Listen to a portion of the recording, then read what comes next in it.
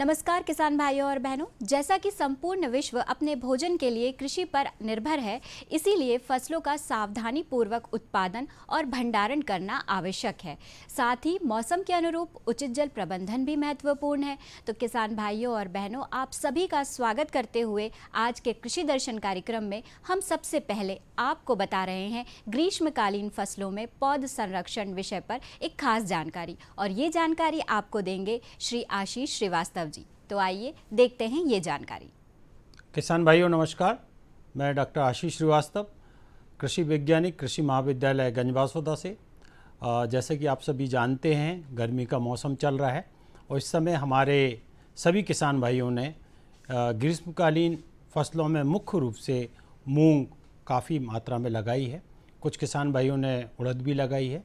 ये दोनों प्रमुख फसलें किसानों को अतिरिक्त आय देने के लिए काफ़ी ज़्यादा मुनाफे वाली साबित हुई हैं। इसका प्रमुख कारण है कि इन दोनों फसलों का जो समय है वो 65 से 70 दिन ही होता है और इतने कम दिनों में अच्छी पैदावार लेना काफ़ी जो है किसान के लिए फ़ायदेमंद साबित हो रहा है। किसान भाइयों, कहीं ना कहीं देखने में आया है कि इन फसलों में विभिन्न प्रकार के कीड़े और बीमारियों का प्रकोप होता है और इन कीड़ों और बीमारियों से जो फसल है काफ़ी ज़्यादा प्रभावित होती है। तो किसान भाइयों, ऐसे कौन से रोग हैं और कौन से कीड़े हैं और कैसे उन कीड़ों और बीमारियों को पहचान की जाए, ये एक महत्वपूर्ण बात सामने आती है। अभी कई बार देखने को आया कि शुरुआती अवस्था में ही एक जो बीमारी है जिसको मोज़ेक रोग बोलते, इसका प्रकोप लगातार जो है खेत में देखने को मिलता है। और जिन किसान भाइयों की फसल जो है मूंग की 20 से 25 दिन की हो गई है, उन खेतों में इस प्रकार की बीमारी का प्रकोप लगातार देखने को मिल रहा है। किसान भाई, जब भी आप खेतों पे जाते हैं तो देखेंगे कि जो पौधे हैं जिसमें मोज़ेक रोग का प्रकोप हो रहा है, उन पौधों की जो बढ़वार है वो सामान्य पौधों की अपेक्षा कम होगी। पत्तियों पर पीले छितकबरे धब्बे जो है आसानी से देखने को मिलेंगे। चूँकि इस बीमारी को पहचानना काफ़ी आसान होता है, इसलिए जो है इस बीमारी को कैसे रोकें, ये एक महत्वपूर्ण बिंदु जो है सामने हमारे किसान भाइयों के सामने आता है। तो इस बीमारी से बचाव के लिए सबसे पहले किसान भाइयों, इस प्रकार के जो रोग ग्रसित पौधे हैं जो आसानी से आप देख पाते हैं, उनको खेत से बाहर कर दें। चूँकि ये बीमारी रस चूसक कीड़ों के माध्यम से फैलती है, तो इसमें मुख्य रूप से सफ़ेद मच्छर, जो कि आसानी से जो है आप पहचान सकते हैं, और उसका नियंत्रण इस बीमारी को फैलने से बचाने में काफ़ी कारगर साबित होता है। तो इस बीमारी से बचने के लिए किसान भाइयों, जो रस चूसक कीड़े हैं उनके लिए येलो स्टिकी ट्रैप, 2x2 आकार के येलो स्टिकी ट्रैप जो है लगभग 1 एकड़ में 4 लगा दें। तो ये इसमें लगाने के पश्चात इसमें दोनों तरफ ग्रीस लगा दें, ताकि जैसे ही सूर्य की रोशनी इस पर पड़ती है तो जो सफ़ेद मच्छर है इसकी ओर आकर्षित होगा और इस पर चिपक जाएगा। एक तो ये उपाय करें। दूसरा उपाय है नीम से बनी कीटनाशक दवा का भी छिड़काव काफ़ी प्रभावी पाया गया है, तो इसका छिड़काव कर दें। 3 ml प्रति लीटर पानी में मिलाकर इसका छिड़काव करें। साथ में जब ये देखने में आए कि ये दोनों उपाय उतने प्रभावी साबित नहीं हो रहे, उस स्थिति में फिर जो है रासायनिक दवाओं में इमिडाक्लोप्रिड जो है 0.5 ml प्रति लीटर पानी में मिलाकर इसका छिड़काव जो है कर सकते हैं। इसके अलावा किसान भाइयों, इसमें मुख्य रूप से फली छेदक इल्ली का भी जो है प्रकोप देखने को मिलता है। चूँकि ये जो बीमारी, ये जो कीड़ा है, ये चूँकि फली आते समय काफ़ी ज़्यादा जो है फसल को प्रभावित करता है, लगभग 15 से 20% तक जो है नुकसान आसानी से देखने को मिल जाता है। तो इससे बचने के लिए किसान भाइयों जो है प्रोफेनोफास प्लस साइपरमेथ्रिन 40 प्लस 44% में ये दवा आसानी से बाज़ार में उपलब्ध है। इसकी 2.5 से 3 ml मात्रा प्रति लीटर पानी में मिलाकर इसका भी छिड़काव कर सकते हैं।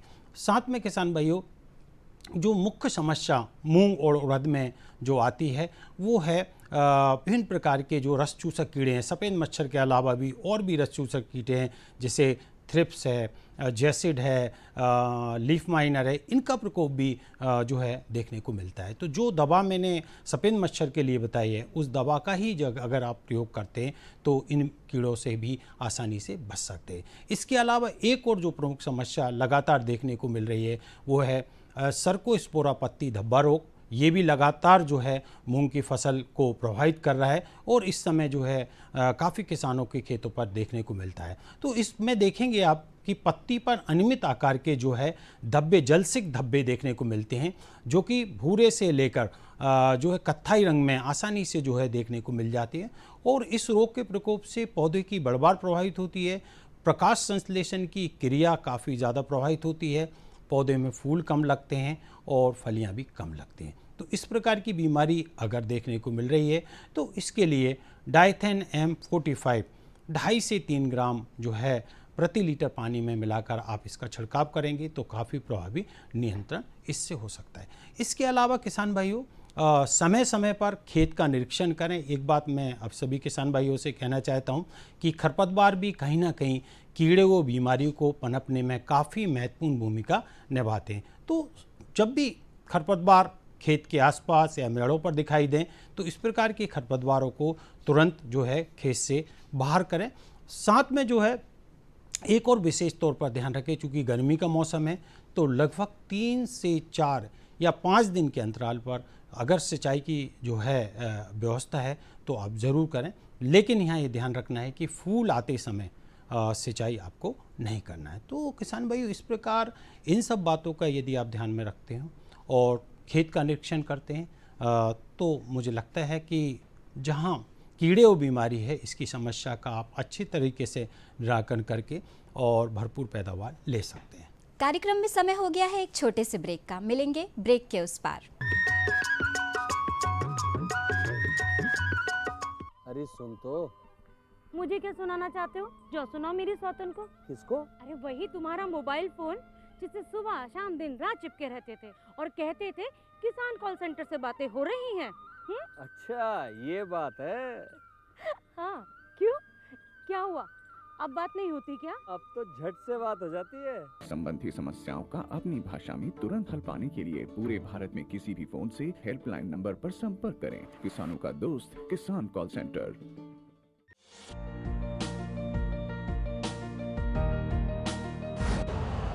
यूरिया का स्वदेशी उत्पादन 70 लाख टन बढ़ाने के लिए 6 उर्वरक संयंत्रों का उद्धार किया जा रहा है।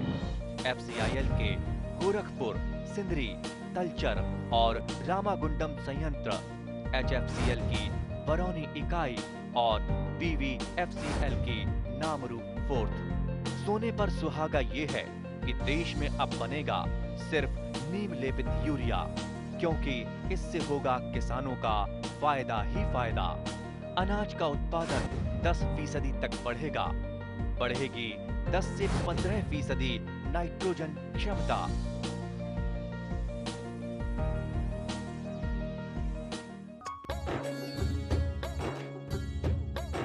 किसान भाइयों और बहनों, जिस प्रकार पौध संरक्षण के विषय पर चर्चा हुई, वैसे ही आवश्यक है उद्यानिकी फसलों में सामयिक प्रबंधन की। तो इसी विषय पर आज हम चर्चा करने वाले हैं और इस चर्चा में आपको बहुत अच्छी जानकारी देने वाले हैं डॉक्टर विजय अग्रवाल जी। तो आइए देखते हैं उद्यानिकी फसलों में सामयिक प्रबंधन पर ये चर्चा। किसान भाई, हम बात करते हैं उद्यानिकी फसलों में सामयिक प्रबंधन की। तो उद्यानिकी फसलों में जो मुख्य रूप से आती है, फलों की खेती होती है, सब्जियों की खेती, मसालों की खेती और इसके अलावा फूलों की खेती आती है। तो वर्तमान समय में जो अभी समय चल रहा है, ये गर्मियों का समय चल रहा है और जो हमने रबी के मौसम में सब्जियां लगाई थी, विशेषकर जैसे प्याज जैसी फसलें और लहसुन जैसी फसलें, वो इस समय खुदाई हो रही है। तो किसान भाइयों, जिन लोगों ने अभी प्याज की फसल लगा रखी है, उनकी आप सही ढंग से खुदाई करें जिससे वो भंडारण में जा सकें और उससे आप अच्छा मूल्य प्राप्त कर सकें। प्याज को आपको सीधे खोद कर खेत से आपको भंडार नहीं करना है। पहले आप इसकी पत्तियां हैं जो दबा दें, 2-4-6 दिन जब पत्तियों में से जो जल है, नमी है, वो उड़ जाती है और जो हमारा प्याज होता है उसमें प्रॉपर क्यूरिंग हो जाती है, उसके बाद इसको उखाड़ना है और उसके बाद छायेदार जगह में रखकर इसमें अतिरिक्त नमी की मात्रा है वो निकल जाए। उसके बाद इसकी पत्तियों को कटाई करने के बाद ही इसको बाज़ार में लेके जाएं या इसके भंडारण की व्यवस्था करें। इसी के साथ साथ किसान भाइयों, चूँकि अभी गर्मियों का मौसम है, तो आप इस समय जो भी फसलें हमारी निकल चुकी हैं, जैसे धनिया भी अभी निकल चुका है, लहसुन भी निकल चुकी है, तो इसमें आप खेत की तैयारी आप कर लें, खेत को आप इसमें खेत की सफाई कर लें और अगली फसल लगाने से पूर्व गर्मियों में आप गहरी जुताई कर लें। गहरी जुताई का फ़ायदा ये होगा कि जो फसलों में कीट एवं बीमारियों का प्रकोप होता है, उनसे समस्या दूर होगी और साथ में खरपतवार जो बहुत बड़ी समस्या होती है सब्जी या फलों में, उनसे भी निजात मिलती है। तो गर्मियों में गहरी जुताई कर लें। और किसान भाइयों, ऐसे किसान भाई जो पॉली हाउस में फसल लगाते हैं, पॉली हाउस को खाली कर दें, क्योंकि हमारे इधर जो मध्य प्रदेश का जो मौसम होता है, अभी बहुत ज़्यादा गर्मी, 40 डिग्री से अभी तापमान आगे आने लगा है। तो ऐसे में पॉली हाउस के अंदर अभी जो नेचुरली वेंटिलेटेड पॉली हाउस होते हैं, उनमें उत्पादन करना संभव नहीं होता है। तो उसमें सॉइल सोलराइजेशन या मृदा सोलराइजेशन किया जाना उपयुक्त होता है, जिससे आने वाले समय में उसमें जो फफूंद जनित रोग होते हैं या नीमाटोड का जो समस्या आती है पॉली हाउस में, उनसे छुटकारा मिलता है। और इसके लिए आपको जो ट्रांसपेरेंट पॉलीथीन होती है, पराबैंगनी अवरोधी फिल्म होती है, उसको आपको पॉली हाउस के अंदर फसल के अवशेष निकालने के बाद उसको अच्छे से बिछा दें और लगभग 40 से 45 दिन इसको बिछी रहने दें, जिससे सॉइल सोलराइजेशन की प्रक्रिया जो होती है, मृदा सौर्यीकरण की प्रक्रिया, वो पूर्ण होती है। इसके अलावा ऐसे किसान भाई जो आगामी समय में दूसरी फसलें लेना चाहते हैं, जैसे कि टमाटर हुआ, मिर्च, बैगन या प्याज की रोपा तैयार करना चाहते हैं, तो वो जहाँ पर रोपा हम तैयार कर रहे हैं या जहाँ पर हम नर्सरी बना रहे हैं, वहाँ पर भी 25 से 30 माइक्रोन की जो ट्रांसपेरेंट जो फिल्म आती है, उसका प्रयोग करके उस जगह को मृदा को जो है जगह है उसको सोलराइज कर लें, जिससे उसमें खरपतवार नहीं होंगे और बीमारियों के जो जीवाणु हैं वो नष्ट हो जाएंगे। इसके बाद किसान भाइयों, इस समय अभी देखते हैं कि कद्दू वर्गीय फसलें अभी खेतों में लगी हैं, जैसे कि हम देखेंगे कि गिलकी हुई, लौकी हुई, तोरई हुआ, ये अभी खेतों में लगा हुआ। और कुछ किसान भाई इसको लगाने की भी तैयारी कर रहे हैं, जिससे कि वो अभी गर्मियों के साथ साथ बरसात में भी आए। तो जिन किसान भाइयों के इधर खेतों में लगी हुई है, वहाँ पर आपको सिंचाई की और नमी की पर्याप्त व्यवस्था रखनी है, जिससे आने वाले समय में उसमें अच्छा उत्पादन मिलता रहे।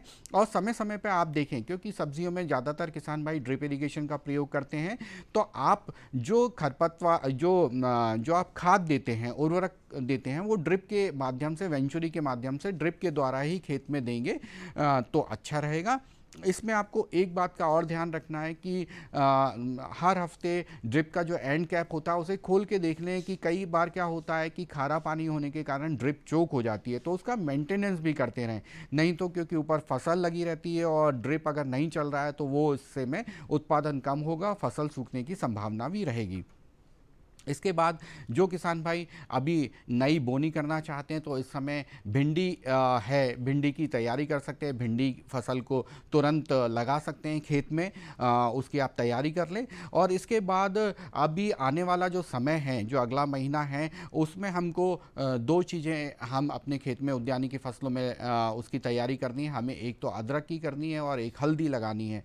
दोनों एक ऐसी फसलें होती हैं जो हम खुले खेत में भी लगा सकते हैं और साथ ही साथ जो उद्यानिकी में हमारे किसान भाइयों ने बगीचे लगा रखे हैं, उनके बीच में भी आप अदरक और हल्दी लगा सकते हैं।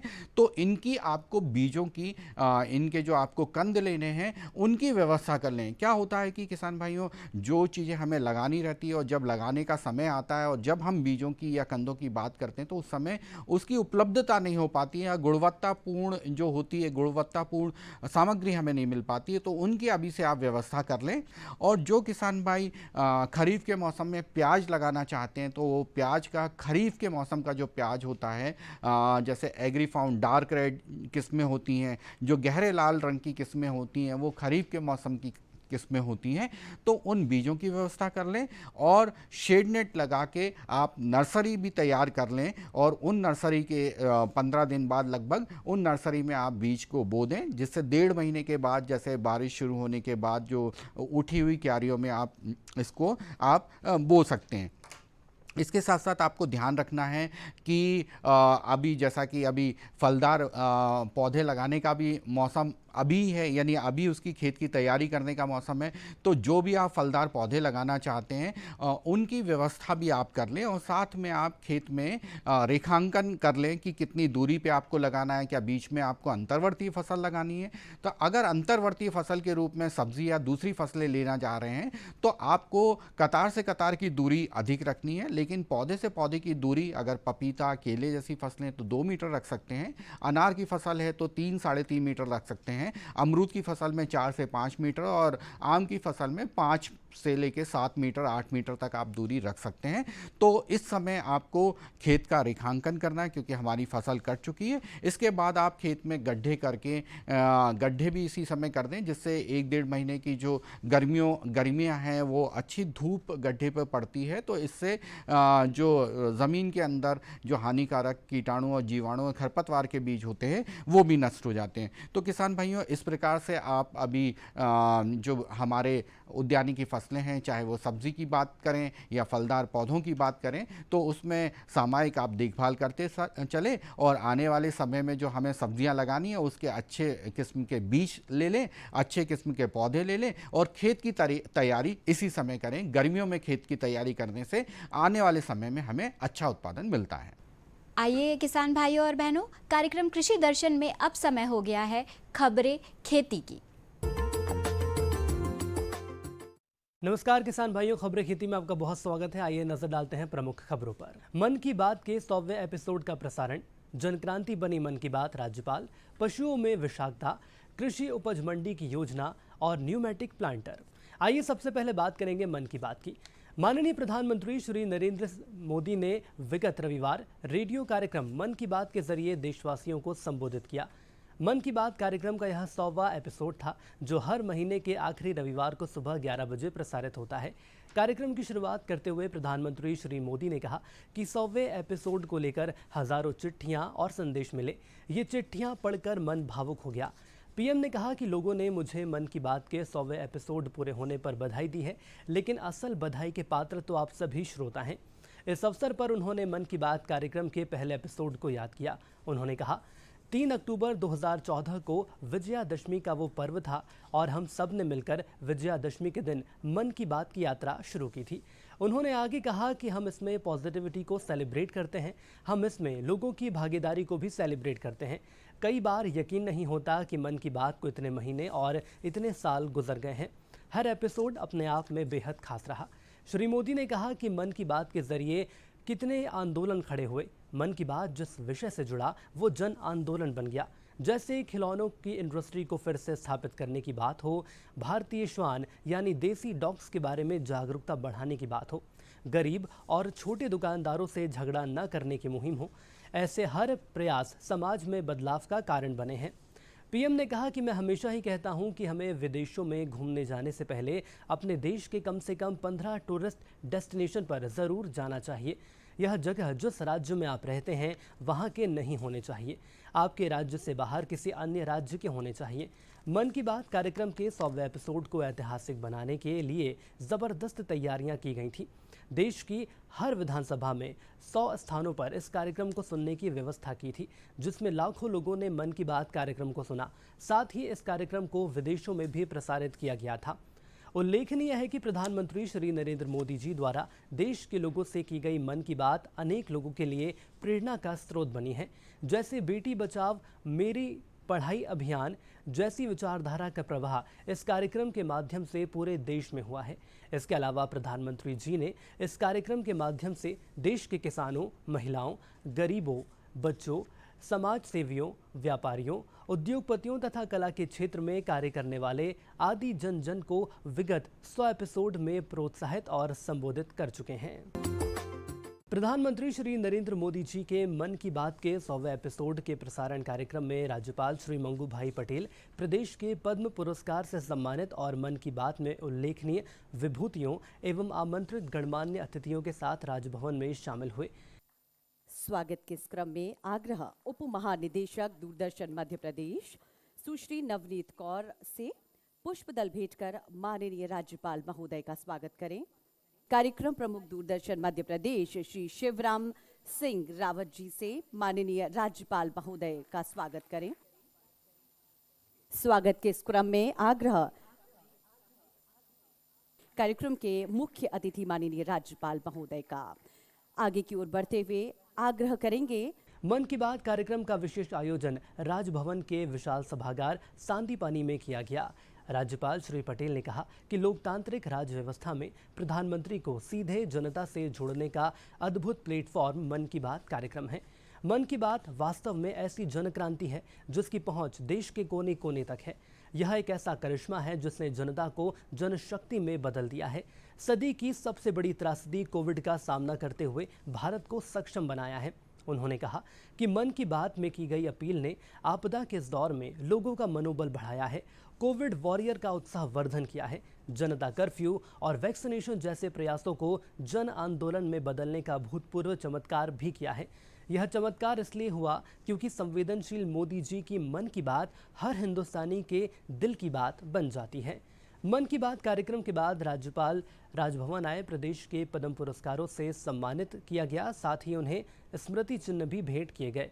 पद्म पुरस्कार से सम्मानित श्री विजय दत्त श्रीधर, डॉक्टर श्रीमती जनक पलटा, श्रीमती शांति परमार, श्री रमेश परमार, श्रीमती भूरीबाई और श्री कैलाश मड़भैया और अर्जुन ध्रुवे शामिल थे। राज्यपाल श्री पटेल ने प्रधानमंत्री श्री नरेंद्र मोदी की मन की बात में मध्य प्रदेश के उल्लेखित प्रसंगों से संबद्ध विभूतियों को कार्यक्रम के बाद राजभवन में स्मृति चिन्ह भी प्रदान किए।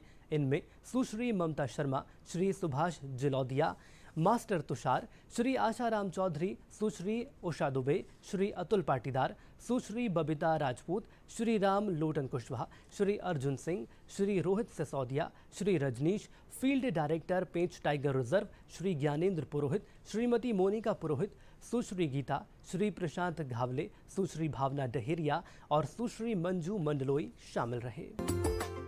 पशुओं में विषाक्तता। खेतों में कीटनाशक के प्रयोग किया जाता है और उससे प्राप्त चारे को खाकर पशु भी इसके प्रभाव से नहीं बच पाते हैं। इसके सेवन से पशुओं में विषाक्तता आ जाती है। इसके लक्षण सामान्य तौर पर पशुओं का तापक्रम नीचे गिर जाता है, आंखें उभरी हुई पुतली बड़ी दिखाई देती है। इसके अलावा अनियमित श्वसन, दस्त, उल्टी, मुंह में झाग आना, पेट फूलना, चक्कर आना, नियमित चाल, बेहोशी आदि लक्षण देखने को मिलते हैं। दिखाई दे ये सभी लक्षण तो पशु को विषहर मिश्रण देवें। इसमें चाकल 10 ग्राम, मैग्नीशियम ऑक्साइड 5 ग्राम इसको मिलाकर देने से विष उदासीन हो जाता है। इसके 1 घंटे बाद दस्त कारक दवा देनी चाहिए, जैसे मैग्नीशियम सल्फेट आदि। योजना कृषि उपज मंडी। प्रदेश की कृषि उपज मंडी समितियों में पंजीकृत हम्माल एवं तुलावटियों के लिए मुख्यमंत्री मंडी कृषि हम्माल एवं तुलावटी सहायता योजना संचालित है।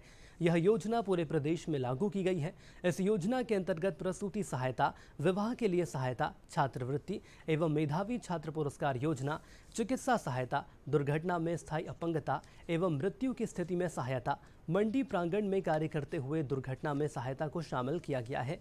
साथ ही प्रदेश की कृषि उपज मंडियों में हम्माल एवं तुलावटी वृद्धावस्था सहायता योजना भी वर्ष 2015 से लागू है। इस योजना में मंडी में कार्य कर रहे 18 से 55 वर्ष की आयु के पंजीकृत हम्माल एवं तुलावटी शामिल हो सकते हैं। यंत्र न्यूमेट्रिक प्लांटर। ट्रैक्टर द्वारा चलने वाला यह एक उन्नत बुआई यंत्र है।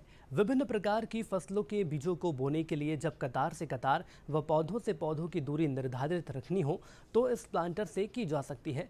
इस प्लांटर की विशेषता ये है कि इंक्लाइंड प्लेट प्लांटर के मुकाबले इसमें 90% सही दक्षता मिलती है, अर्थात किन्हीं भी 2 दानों के बीच समान अंतर मिलेगा। वैक्यूम पद्धति पर बना यह एक विशेष प्रकार का बुआई यंत्र है जिससे महंगी किस्म के बीज की उपयुक्त मात्रा की बुआई करने के काम में उपयोग होता है। इस यंत्र की कीमत लगभग 75,000 रुपये है। विभिन्न फसलों के लिए इसकी कार्यक्षमता 0.4 हेक्टेयर से 0.6 हेक्टेयर प्रति घंटे तक है। इस यंत्र के उपयोग से महंगे बीजों की उचित मात्रा की बुआई, बीज और पैसे की बचत की जा सकती है। और इसी के साथ किसान भाइयों, खबरें खेती में आज के लिए इतना ही। मुझे दीजिए इजाजत। नमस्कार। किसान भाइयों और बहनों, उम्मीद करते हैं कि आपको आज का ये अंक बेहद पसंद आया होगा, जिसमें हमने आपको कृषि से जुड़ी हुई बहुत सारी अच्छी जानकारियाँ दी। अगर आप ये कार्यक्रम दोबारा देखना चाहते हैं तो आप इस प्रसारण के अगले दिन सुबह 7:30 पर ये कार्यक्रम पुनः देख सकते हैं। इसी बात के साथ मुझे श्वेता को दीजिए अनुमति। नमस्कार।